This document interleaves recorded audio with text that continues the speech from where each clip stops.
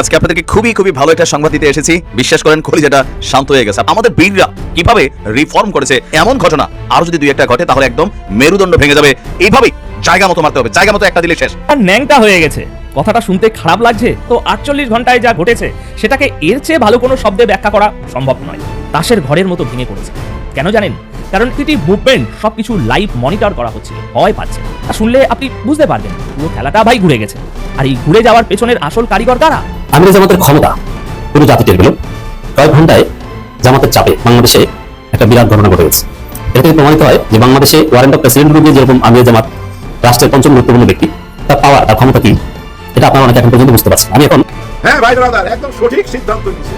তাহলে কিন্তু পুরো জিনিসটা বাহাবা চলে যায় জামাত এবং এনসিপি, যেহেতু জামাত বড় দল, উনাদের উপরে চলে যায়।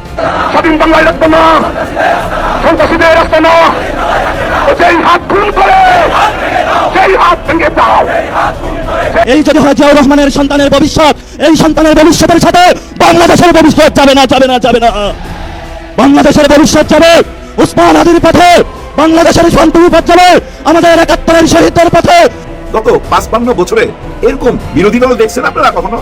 আমি তো দেখি নাই। আমার মনে হয় এটা ইতিহাস, এরকম বিরোধী দল গত ৫৫ বছরে ছিল না। যে বিরোধী দল বলতেছে যে আমরা সম্পূর্ণ সহযোগিতা করতে চাই আপনাদেরকে, কিন্তু আমাদের দাবি একটাই, জুলাই সনদপত্রটা মাইনা নেন। আসসালামু আলাইকুম প্রিয় দর্শক, নতুন একটা ভিডিওতে সবাইকে স্বাগতম। তো ইতিমধ্যে আপনারা অনেকগুলো ভিডিওর অংশবিশেষ দেখেছেন। তো দেখে নিশ্চয়ই বুঝতে পেরেছেন যে ভিডিওটা আসলে কতটা গুরুত্বপূর্ণ এবং আকর্ষণীয় হতে চলেছে। তো চলুন কথা না বাড়িয়ে সম্পূর্ণ ভিডিওটা দেখে আসি। দেখার আগে বলবো, যারা আমাদের চ্যানেলটি এখনও পর্যন্ত সাবস্ক্রাইব করেননি দয়া করে সাবস্ক্রাইব করে দিন। যারা ইতিমধ্যেই সাবস্ক্রাইব করে দিয়েছেন তাদের অসংখ্য ধন্যবাদ। তো প্রিয় দর্শক, চলুন কথা না বাড়িয়ে একটি লাইক দিয়ে সম্পূর্ণ ভিডিওটা দেখে আসি। গণতন্ত্রের পবিত্র ঘর বলা হয় যে সংসদকে, সেই কক্ষেই যখন সত্য উচ্চারণের মাঝপথে হঠাৎ স্তব্ধ হয়ে যায় মাইক্রোফোন, তখন বুঝতে হবে ডাল মে কুছ কালা হ্যায়। কোনো এক অদৃশ্য সুতোর টানে কি আজ জনপ্রতিনিধিদের কণ্ঠ রুদ্ধ করা হচ্ছে? কেন তেলের মাইলের পর মাইল লম্বা লাইনের প্রশ্ন তুলতেই বন্ধ হয়ে যায় স্পিকার? এটি কি এক গভীর ষড়যন্ত্রের নীল নকশা? আজ নিউজ বিডি লাইভের ইনভেস্টিগেটিভ ডেস্কে উন্মোচিত হবে সেই সত্য যা ক্ষমতার অলিন্দে ধামাচাপা দেওয়ার চেষ্টা চলছে প্রতিনিয়ত। রাজধানী ঢাকার রাজপথ যখন মাঝরাতেও জেগে থাকে, তখন সেই জেগে থাকা উৎসবের নয়, সেই জেগে থাকা হলো কয়েক ফোঁটা জ্বালানি তেলের জন্য এক অনিশ্চিত লড়াই। ব্যারিস্টার রুমিন ফারহানা যখন সংসদের ফ্লোরে দাঁড়িয়ে সেই ধুলো বালি মাখা দীর্ঘ লাইনের কথা বলেন, তখন তা কেবল রাজনৈতিক ভাষণ থাকে না, তা হয়ে ওঠে সাধারণ মানুষের আর্তনাদ। তিনি যখন সংসদে দাঁড়িয়ে স্মরণ করিয়ে দেন বিখ্যাত সেই প্রবাদ, কাদম্বরী মরিয়া প্রমাণ করিল যে সে মরে নাই, তখন আসলে তিনি রাজনৈতিক অস্তিত্বের এক কঠিন বাস্তবতাকে তুলে ধরেন। তিনি স্পষ্ট করে দেন, তেলের দাম বৃদ্ধিতে সাধারণ মানুষের নাভিশ্বাস উঠলেও সরকারের মসনদে যেন কোনো হেলদোল নেই। কয়েক কিলোমিটার জুড়ে দাঁড়িয়ে থাকা ট্রাক চালকদের ক্লান্তি আর হাহাকার কি পৌঁছায় না সচিবালয়ের শীতাতপ নিয়ন্ত্রিত কক্ষে? মন্ত্রীদের বয়ানে যখন শোনা যায় বাংলাদেশে জ্বালানির কোনো ঘাটতি নেই, ঠিক তখনই পেট্রোল পাম্পের সামনে দীর্ঘ লাইনের দৃশ্য এক বিদ্রুপাত্মক বৈপরীত্য তৈরি করে। একে কি আমরা সরকারের আত্মতুষ্টি বলবো, নাকি জনগণের সাথে এক নিষ্ঠুর তামাশা? যদি জ্বালানি পর্যাপ্তই থাকে, তবে কেন 7টায় মার্কেট বন্ধের ফরমান? কেন অফিস আদালত 5 দিনের বদলে 3 দিনে নামিয়ে আনার পরিকল্পনা? এই স্ববিরোধিতা কি কোনো বড় বিপদের পূর্বাভাস দিচ্ছে না? সংসদীয় বিতর্কের এক পর্যায়ে যখন ব্যারিস্টার রুমিন ফারহানা সরকারের কাছে প্রশ্ন রাখেন, অকটেন বা ডিজেলের প্রকৃত মজুদ কতদিনের, পাম্পগুলো কেন শূন্য হয়ে আছে, ঠিক তখনই এক নাটকীয় মোড় আসে। মাঝপথেই তার মাইকটি নিস্তব্ধ করে দেওয়া হয়। ব্যারিস্টার রুমিন ফারহানার মাইক্রোফোন যখন এক অদৃশ্য নির্দেশে নিস্তব্ধ করে দেওয়া হলো, তখন সেই নিস্তব্ধতা ছিল বজ্রপাতের চেয়েও ভয়াবহ।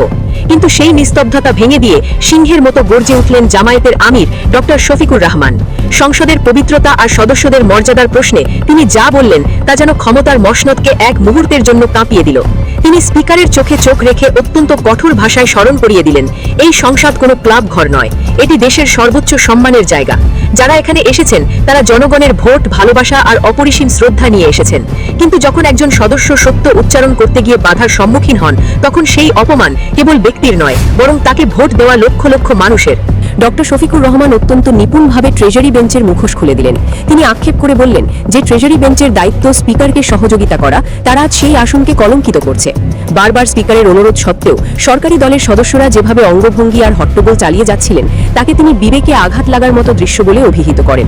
যারা 4-5 বার সংসদ সদস্য নির্বাচিত হয়েছেন, তাদের কাছ থেকে এমন কুরুচিপূর্ণ আচরণ কি জাতি আশা করেছিল? আমিরের সেই বলিষ্ঠ প্রতিবাদ ছিল এক অমোঘ বার্তা। কণ্ঠ রোধ করা যায়, কিন্তু বিবেকের তাড়নাকে স্তব্ধ করা অসম্ভব। জামায়াত আমিরের সেই তীব্র প্রতিবাদের রেশ কাটতে না কাটতেই দৃশ্যপটে আসেন তরুণ তুর্কি হাসনাত আব্দুল্লাহ। তিনি যেন ডক্টর শফিকুর রহমানের তোলা সেই প্রতিবাদের মশালটি আরও উঁচুতে তুলে ধরলেন। তিনি উন্মোচন করলেন এক প্রশাসনিক দেউলিয়াত্ম। কেন তারকা চিহ্নিত প্রশ্নগুলো, যা সরাসরি মন্ত্রীদের কাছে মৌখিকভাবে জিজ্ঞাসা করার কথা, তা কেবল টেবিলে জমা দিয়ে ধামাচাপা দেওয়া হচ্ছে? কেন সাংসদীয় কার্যপ্রণালী বিধি অনুযায়ী মন্ত্রীদের সামনাসামনি জবাবদিহিতার আওতায় আনা যাচ্ছে না? হাসনাত আব্দুল্লাহর মতে এটি একটি সুপরিকল্পিত মনোলগ সেশন, অর্থাৎ এখানে কেউ শুনবে না, কেবল শাসক দল তাদের নিজের কথা বলে যাবে। মন্ত্রণালয়ের আমলারা যে বয়ান তৈরি করে দিচ্ছেন, মন্ত্রীরা কেবল সেই স্ক্রিপ্ট পাঠ করে নিজেদের দায় সারছেন। এটি কি জনগণের সাথে এক প্রকার ডিজিটাল প্রতারণা নয়? একজন সংসদ সদস্য যখন সম্পূরক প্রশ্ন করার অধিকার হারান, তখন আসলে ওই এলাকার হাজার হাজার মানুষের কণ্ঠস্বর চিরতরে হারিয়ে যায় ফাইলে। তেলের সংকট নিয়ে প্রশ্ন হোক কিংবা দ্রব্যমূল্যের ঊর্ধ্বগতি, সবই আজ লাল ফিতার দৌরাত্মে বন্দী। হাসনাত আব্দুল্লাহর সেই তীক্ষ্ণ উচ্চারণ আমরা কোথায় বলবো প্রমাণ করে যে সংসদ এখন আর তর্কের ময়দান নয়, বরং পূর্ব নির্ধারিত চিত্রনাট্য মঞ্চায়নের এক রুদ্ধদ্বার রঙ্গমঞ্চে পরিণত হয়েছে। আমরা এমন এক সময়ে বাস করছি যেখানে প্রযুক্তির উৎকর্ষই যেন মানুষের বাক স্বাধীনতার সবচেয়ে বড় শৃঙ্খল। হাসনাত আব্দুল্লাহ সংসদে যে চাঞ্চল্যকর তথ্যটি তুলে ধরলেন, তা শুনলে যে কোনো সচেতন নাগরিকের কপালে চিন্তার ভাঁজ পড়তে বাধ্য। সাইবার নিরাপত্তা আইনের 25 ধারা, যাকে বর্তমানে ভিন্নমত দমনের প্রধান অস্ত্র হিসেবে ব্যবহার করা হচ্ছে। ভেবে দেখুন, যে ধারায় যৌন নির্যাতন বা চরম আপত্তিকর বিষয়ের বিচার হওয়ার কথা, সেই একই ধারায় কার্টুন শেয়ার করার অপরাধে গ্রেফতার করা হচ্ছে সাধারণ মানুষকে। এটি কি আইনের অপপ্রয়োগ, নাকি এক সুপরিকল্পিত ভয়ের রাজত্ব কায়েম করার প্রচেষ্টা? হাসনাত আব্দুল্লাহ অত্যন্ত যৌক্তিকভাবে প্রশ্ন তুলেছেন, যদি ক্ষমতাশালী ব্যক্তিরা নিজেরা রাজনৈতিক স্যাটায়ার বা ব্যঙ্গ করতে পারেন, তবে একজন সাধারণ নাগরিকের মিম শেয়ার করা কেন রাষ্ট্রদ্রোহিতার সমতুল্য হবে? এই বৈষম্যই প্রমাণ করে যে আইন এখানে সবার জন্য সমান নয়। শাসক দলের জন্য যা হাস্যরস, আম জনতার জন্য তা কারাবাসের করণ। জামিন না দেওয়া, দিনের পর দিন বিনা বিচারে আটকে রাখা, এই যে দমন পীড়নের এক নতুন মডেল, তাকে কোনো সুস্থ রাষ্ট্রের লক্ষণ হতে পারে? সংসদের ভেতরে বসে যারা এই আইনগুলো পাশ করছেন, তারা কি জানতেন একদিন এই আইনই সাধারণ মানুষের মৌলিক অধিকারের কফিনে শেষ পেরেকটি ঠুকবে? যখন একটি রাষ্ট্রের নীতি নির্ধারণী কেন্দ্রে বিধির ভুল ব্যাখ্যা দেওয়া হয়, তখন বুঝতে হবে সাধারণ মানুষের অধিকার সেখানে সবচেয়ে বেশি ঝুঁকির মুখে। হাসনাত আব্দুল্লাহ সংসদে দাঁড়িয়ে অত্যন্ত সাহসিকতার সাথে কার্যপ্রণালী বিধির 163 এবং 165-র 2 উপধারার কথা উল্লেখ করেছেন। তার প্রশ্নটি ছিল অত্যন্ত মৌলিক। যদি প্রশ্ন করারই অধিকার না থাকে, তবে এই সংসদীয় গণতন্ত্রের সার্থকতা কোথায়? তিনি বিধি 45-এর সেই বিশেষ ক্ষমতার কথা মনে করিয়ে দেন, যা স্পিকারের হাতে ন্যস্ত। কিন্তু দুর্ভাগ্যবশত আমরা দেখছি সেই ক্ষমতাকে ব্যবহার করা হচ্ছে বিরোধী বা স্বতন্ত্র সদস্যদের মৌখিক প্রশ্ন উত্তর পর্ব থেকে বঞ্চিত করার জন্য। হাসনাত আব্দুল্লাহর ভাষায় এটি কেবল বিধি লঙ্ঘন নয়, এটি জনগণের সাথে করা এক প্রকার প্রিভিলেজড বৈষম্য। মন্ত্রীরা অক্লান্ত পরিশ্রম করছেন, দেশ পরিচালনা করছেন, তা নিয়ে কোনো সন্দেহ নেই, কিন্তু সেই পরিশ্রমের বিনিময়ে তারা জনগণের কাছে কতটুকু জবাবদিহি করছেন? সংসদীয় কাঠামো যদি কেবল মন্ত্রণালয়ের তৈরি করা স্ক্রিপ্ট পড়ার জায়গায় পরিণত হয়, তবে সেখানে জনগণের প্রকৃত দুঃখ দুর্দশা প্রতিফলিত হওয়ার কোনো সুযোগ নেই। হাসনাত আব্দুল্লাহর আবেদনটি ছিল অত্যন্ত পরিষ্কার। অবিলম্বে মৌখিক উত্তরদানের কর্মসূচিটি রুলস অফ প্রসিজিয়ারে অন্তর্ভুক্ত করা হোক, যাতে করে কোনো মন্ত্রী আর জবাবদিহিতার কাঠগড়া থেকে পালিয়ে যেতে না পারেন। সবচেয়ে বড় বেদনার জায়গা হলো, আমরা এক বিশাল পরিবর্তনের মধ্য দিয়ে যাওয়ার পরেও সিস্টেমের কোনো পরিবর্তন দেখছি না। হাসনাত আব্দুল্লাহ যখন বলেন যে কার্টুন শেয়ার করার জন্য হাসান ইনামকে গ্রেফতার করা হয়েছে, তখন তা আমাদের এক অন্ধকার সময়ের কথা মনে করিয়ে দেয়। সাবেক স্বৈরাচারী শাসনের আমলে আমরা দেখেছি কটূক্তির অভিযোগে যেভাবে কণ্ঠরোধ করা হতো, আজও কি সেই একই ট্রেডিশনাল দমনপীড়ন চলছে? মজার ব্যাপার হলো, চিফ হুইপ মহোদয় যখন নিজে তিমি বা হাঙর বলে ব্যঙ্গ করেন, তখন তাকে অভিনন্দন জানানো হয়, কিন্তু যখন সাধারণ মানুষ সেই একই ব্যঙ্গচিত্র শেয়ার করে, তখন তাদের বিরুদ্ধে যৌন নির্যাতনের ধারা বা সাইবার নিরাপত্তা আইনের 25 ধারার মরণ কামড় বসানো হয়। এই যে বৈষম্য, একজনের জন্য 7 খুন মাফ আর অন্যজনের জন্য সাধারণ স্যাটায়ারও অপরাধ, এটি কি কোনো সুস্থ সমাজের পরিচয়? সংসদে দাঁড়িয়ে হাসনাত আব্দুল্লাহ যে সত্যটি উচ্চারণ করেছেন, তা আজ প্রতিটি নাগরিকের মনের কথা। তিনি প্রশ্ন তুলেছেন, রাজনৈতিক স্যাটায়ারের জন্য যদি মামলা করার বিধানই না থাকে, তবে কেন এই গ্রেফতার, কেন এই দমন নীতি? বিরোধী মতকে দমন করার এই যে পুরনো হাতিয়ারগুলো নতুন করে শান দেওয়া হচ্ছে, তা কি জনগণের দীর্ঘ লড়াই এই ফলকে নস্যাৎ করে দিচ্ছে না? আজকের এই পুরো ঘটনা প্রবাহ বিশ্লেষণ করলে একটি বিষয় পরিষ্কার হয়ে ওঠে, সেটি হলো ভয়। সরকার কি তবে সাধারণ মানুষের তীক্ষ্ণ প্রশ্নগুলোকে ভয় পাচ্ছে? তেলের লাইনের প্রশ্ন উঠলেই কেন মাইক বন্ধ হবে?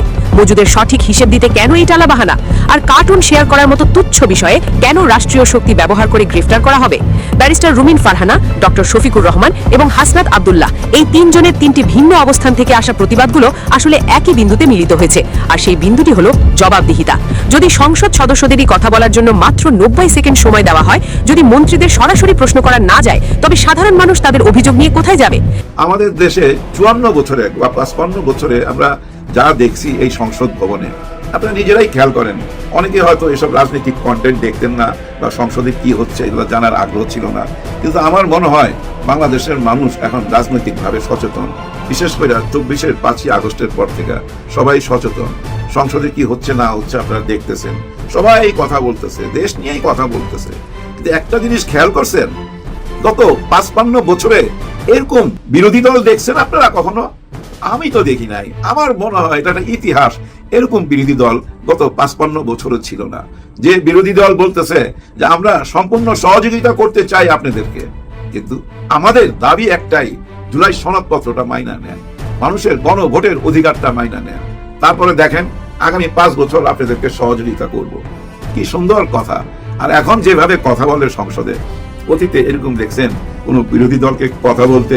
আরে মাত্র 2 মাস হয়েছে বয়স, শিশু হাসনাত আব্দুল্লাহ, ওই সংসদের বয়স 2 মাস। কেমন ভাবে কথা বলে, পুরা সংবিধান মুখস্থ করে ফেলাইছে। তো জানেন, যারা 3 বারের 4 বারের এই মন্ত্রী হয়েছে, এমপি হয়েছে, এই সংসদে গেছে, তারাও না হা করে তাকায় থাকে, যাই হায় 2 মাসে অবস্থা, 2 বছর গেলে এই ছেলে কি হবে একবার ভাবা যায়। ভাই বেড়াদার, দেখেন এই এনসিপি দিনে দিনে আরো শক্তিশালী হচ্ছে।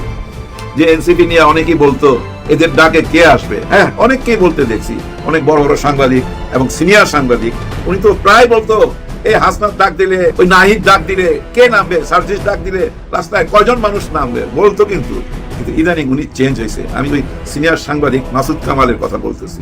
ভদ্রলোক চেঞ্জ হয়েছে, ভদ্রলোক আগের মতো কথা বলে না। আমি মনে করি উনি বিবেকবান, হ্যাঁ উনি বিবেকবান। উনি কিন্তু মনে প্রাণে, হ্যাঁ কান্নি মাইরা বিএনপির পক্ষে ছিল, আবার নীতি কথাও বলে, আওয়ামী লীগের পক্ষ নীতি কথা বলে। কিন্তু ইদানিং বিএনপির যেসব সমালোচনা করে উনি, আমি অবাক হই। এতেই মনে হয়, আসলে আমার মনে হয় বিএনপি সঠিক পথে নাই। কারণ এরকম অনেকেই দেখছি ধীরে ধীরে বিএনপি থেকে সইরা আসতেছে। আর ওরা কোথায় যোগ দিতেছে? ম্যাক্সিমাম এনসিপিতে। এনসিপি কে সবাই পছন্দ করতেছে। ছাত্রলীগেরও অনেকেই এনসিপিতে আসতেছে। আমি তো মনে করি বিএনপিরও অনেকে আসতেছে। আপনারা খোঁজ খবর নিয়ে দেখেন। আবার নাহিদ ইসলাম বলছে অতীতে কে কোন দল করছে এটা আমাদের জানার দরকার নাই, আমরা শুধু জানতে চাই ওই মানুষটা বর্তমানে কেমন, তার অতীত নিয়ে ঘাটাঘাটি করবো না। তার মানে ইঙ্গিত দিয়ে দিছে ছাত্রলীগের পোলাপান রে, ছাত্র দলের পোলাপান রে, চলে আসো, স্বাগতম স্বাগতম। হ্যাঁ ভাই ব্রাদার, একদম সঠিক সিদ্ধান্ত নিছে। দল চেঞ্জ করা কোনো ব্যাপার? আরে মানুষ ধর্ম চেঞ্জ করে, রাম রহিম হয়ে যাইতেছে, কোনো ব্যাপারই না। এক দল থেকে আরেক দলে কেন আসতে পারবে না? সুযোগটা কেন নিবে না? কোন সুযোগটা? যখনই নিষিদ্ধ করে দিল আওয়ামী লীগের কার্যক্রম। গত সরকার তো কইরা গেছে যে 18 মাসের সরকার, এই সরকার হিসাবে এটা বহাল রাখছে। বহাল রাখাতে এনসিপি এর সুযোগটা নিয়ে নিল, ঠিক জায়গায় মাইরা দিছে। কারণ কি জানেন, এটা আদালতে যখন যাবে এই সিদ্ধান্ত থাকবে না, এই সিদ্ধান্তের পরিবর্তন হবে। ভোট আওয়ামী লীগের জন্য আওয়ামী লীগকে ছাড় দিবে ভাই। দেখেন এই আদালতে যখন যাবে, উচ্চ আদালতে, তখন দেখবেন এই আওয়ামী লীগকে তার কার্যক্রম করার জন্য নিষিদ্ধ রাখবে না, কাজ কাম করতে দিবে, সামনে আসতে দিবে, কিন্তু দেরি আছে, সময় লাগবে, টাইম লাগবে। এটা বুঝা ফেলাইছে কিন্তু আওয়ামী লীগের ভিতরের অনেকেই বুঝা ফেলাইছে। ওই যে চিটাগাঙের এক ভদ্রলোক, উনি তো ছিল ভাই, আওয়ামী লীগেরও ছিল এবং বিএনপিরও ছিল। হাসনাত যার বাসায় গেছিল, মঞ্জুর আলম সাহেব, উনিও কিন্তু চলে আসছে, আরো অনেকেই আসতেছে।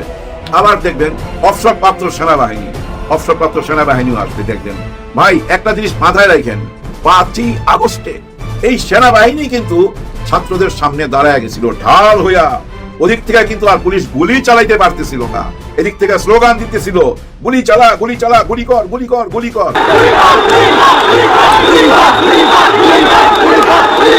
আর আর্মিরা সামনে দাঁড়ায় গেছে, ওরা কিভাবে গুলি করবে এরকম দৃশ্য দেখছি না?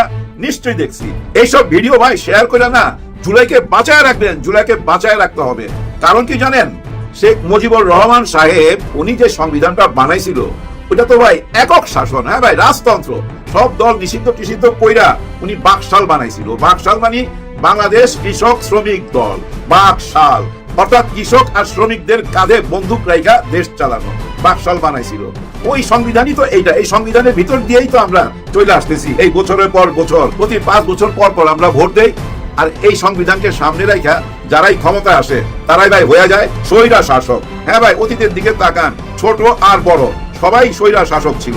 কে জুলুম না করে নাই, কে অন্যায় করে নাই, পত্রিকাগুলো খুঁজে দেখেন ভাই, কে চ্যাম্পিয়ন হয়েছে, কি নামে চ্যাম্পিয়ন হয়েছে, এগুলো দেখলেই বোঝা যায়। এই যে টাইম পত্রিকায় 100 জনের মধ্যে তারেক রহমান সাহেবকে 1 জন, 100 জনের মধ্যে 1 জন নিয়ে আসছে। এখানে দেখেন এই টাইম পত্রিকা, এই নেতানিয়াহু আছে না, ওরাও কিন্তু 100 জনের মধ্যে একজন বানাইছে। আমাদের শেখ হাসিনা আছে না, ওনাকেও 100 জনের মধ্যে একজন বানাইছে। ডক্টর ইউনূস স্যারকেও কিন্তু 100 জনের মধ্যে একজন বানাইছে। কিন্তু সবাই পরিণতি দেখেন ভালো না। কেন, কি কারণে? মাত্র 2 মাস আসলো, ওনারা 100 জনের মধ্যে একজন বানাই দিল।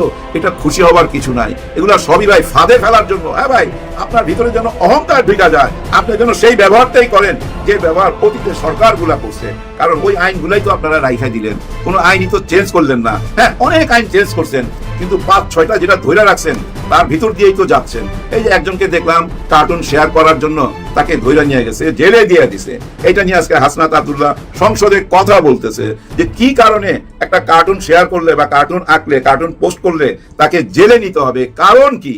এবং চিফ হুইপ এটার জবাব দিতে যায় বলছে কি কারণে আমি জানি না, আমার কারণে হইলে আমি বলবো যে না, তাকে ছাইরা দাও। কিন্তু অন্য কোনো কারণে যদি হয়, 20-এর ধারায়, অমুক ধারায়, অর্থাৎ উনি বলতে চাইতেছে ওই যে সাইবার সুরক্ষা একটা আইন ছিল না, ভাতের হোটেলে ডাইকা নিয়ে যাইতো, হারুন ভাতের হোটেলে সবাই ডাইকা নিয়ে যাইতো, আমারে 2 বার নিছে। ওই আইন এত কঠিন আইন, এত খারাপ আইন, ওই আইনের কথা তুইলা ধরে উনি বলতেছে ওই আইনে কোনো অপরাধ করছে কিনা যে কার্টুন শেয়ার করছে আমি জানি না, তবে আমাকে নিয়ে যদি কার্টুন শেয়ার করে থাকে আমি বলবো তাকে ছাইরা দাও। 2 রকম কথা না, একটা কইতাছে আমার হইলে ছাইরা দাও, আবার যদি ওই আইনের মধ্যে পড়ে তাইলে আমি জানি না। তার মানে কি এইভাবে ধরা হবে? গত 20-22 দিনের রেকর্ড ঘাইটা দেখেন, ওনাদের বিরুদ্ধে কথা বলাতে 4-5 জনকে অ্যারেস্ট করা হয়েছে, জেলে দেওয়া হয়েছে।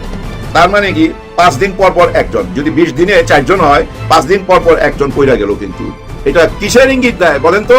এটা কোন ইঙ্গিত দিতেছে? খারাপ ইঙ্গিত দিতেছে। ওই আইনটা আবার প্রয়োগ করা হচ্ছে।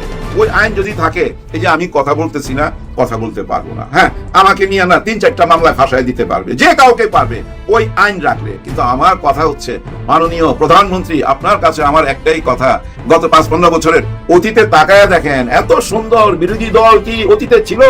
কখনই ছিল না, কারো ভাগ্যে জুটে নাই, সবাই ছিল গৃহপালিত। এখন সংসদের দিকে তাকাইলে মনে হয় হ্যাঁ, একটা সংসদ চলতেছে। মাত্র 2 মাস বয়স হাসনাত আব্দুল্লাহ, যেভাবে কথা বলে দেখেন। তো প্রিয় দর্শক, আশা করছি সম্পূর্ণ ভিডিওটা মনোযোগ দিয়ে দেখেছেন। দেখে কি বুঝলেন, কি জানলেন, আপনাদের গুরুত্বপূর্ণ মতামতগুলো আমাদের কমেন্ট বক্সে জানিয়ে দিন। পারলে ভিডিওটা শেয়ার করে অন্যকে দেখার সুযোগ করে দিন। আবারও বলছি, যারা আমাদের চ্যানেলটি এখনো পর্যন্ত সাবস্ক্রাইব করেননি, দয়া করে সাবস্ক্রাইব করে দিন। যারা ইতিমধ্যে সাবস্ক্রাইব করে দিয়েছেন তাদের অসংখ্য ধন্যবাদ। তো প্রিয় দর্শক, আজকের মতো এ পর্যন্তই। দেখা হবে পরবর্তী কোনো নিউজে। ততক্ষণ সবাই ভালো থাকবেন, সুস্থ থাকবেন। আল্লাহ হাফেজ।